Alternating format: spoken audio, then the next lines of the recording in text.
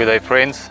We are here at Mbowane, and that is site number 2 of 2022. And you can see the church is on ring beam level, and the pastor's house just behind the trees here is getting on with it also. We are very excited to see how the progress is. This is 4 weeks in.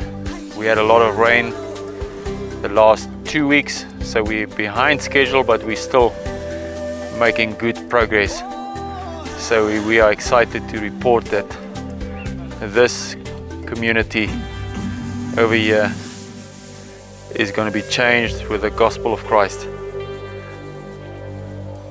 in not too far future. We just want to thank you for your prayer and for your support.